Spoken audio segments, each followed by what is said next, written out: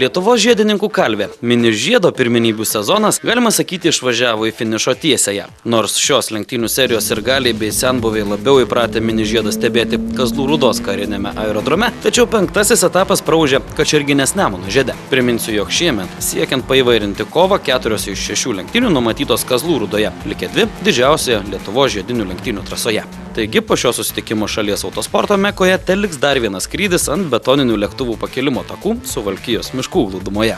Kačerginėje 30 stabiliai mini žiedo pirmenybėse dalyvaujančių ir dėl aukščiausių pozicijų besirungiančių sportininkų prie starto linijos stojo po nemenkos vasaros atostogų pertraukos. Paskutinį kartą varžovai susitiko vasaros pradžioje, birželio 6. Tačiau, kaip parodė įvykiai trasoje, dėl to greičiausiai pilotai kovinės formos tikrai neprarado, sako vienas mini žiedo idėjos autorių Gintautas Firantas. Be abejo, vasaros atostogos tie mūsų sportininkams lėmė truputėlį.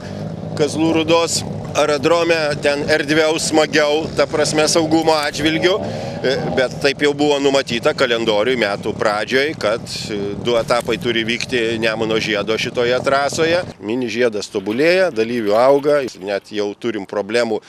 Nežinom, kaip juos visus sutalpinti, ta prasme reiks jau ruošti pusfinalius atskirus daryti, atskirus kvalifikacinius važiavimus.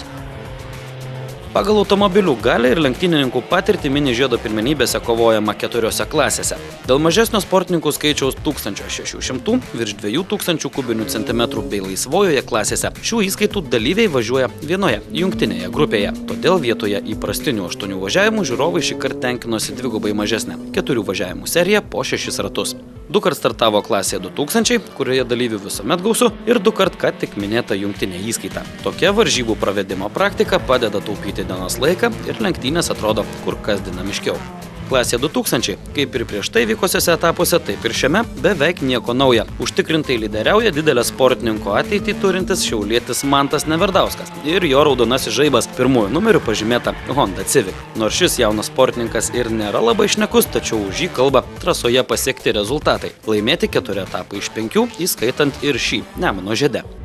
Dėl 2-3 pozicijų pirmenybėse santykius dar turės aiškintis Darius Vasiliauskas ir Evaldas Globužas, Kačerginėje likęs 2. 11 ir 22 startų numeriais pažymėtus skirtingų kartų Renault Clio automobilius pilotuojančius sportininkus skiria tik 10 taškų. Evaldas Globužas pirmenybių suvestinėje dabar yra 2, o mylinasis Dariaus Vasiliausko Clio savo sąskaitoje turintis 1 pirmą ir 4 ketvirtas pozicijas suvestinėje yra 3. 5 etapo 2000 kubinių centimetrų klasės 3 vietą namo parsivežė po truputį pirmenybėse vis greitėjantis ir net keliose klasėse startuojantis 21 numeris Gvidas Baltaragis. Tačiau šis laimėjimas dėl anksčiau praleistų 1 lenktynių vargu ar jam padės tapti sezono prizininku. Mini žiedo lenktynės Nemuno žiede visiškai kitokios nei Kazlų Rūdos aerodrome. Ši trasa, vadinkime, kur kas greitesnė. Dėl sudėtingesnių jos įveikimo trajektorijų skiriama daugiau nei įprasta nuobaudų už pračiuožtas ar suniokotas greičio gesinimo zonas ir, kaip parodė jungtinės klasės važiavimai, kur kas skaudesnės klaidų pasekmės. Jungtinėje klasėje prie starto linijos net 18 automobilių. Šioje kovoje susiorientuoti ne visada paprasta, mat trasoje susimaišo 1600 virš 2000 kubinių centimetrų įskaitos bei laisvosios, anksčiau vadintos žvaigždžių klasės sportininkai.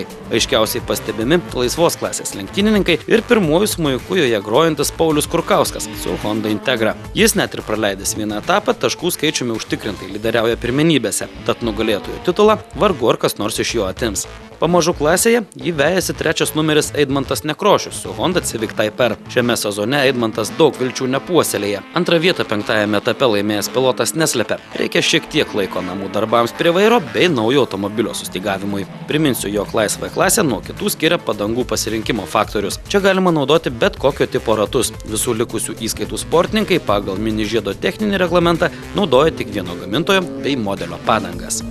Klasė 1600 ir toliau karaliauja mini žiedo jaunėlis Airdas Šiaurys, 25 numeris Honda Civic. Jį pavyti jau neįmanoma net teoriškai. Po eilinės pergalės 5 etape artimiausias persekiotojas klasėje 98 numeris Tomas Andriuškevičius atsilieka solidžiu 27 taškų skirtumu. Etape 2 Valdas Laurinkevičius, kuris beje taip pat dar turi šansų kovoje dėl vicečempiono titulo. 3 Simonas Bieliauskas, vairuojantis Ladą.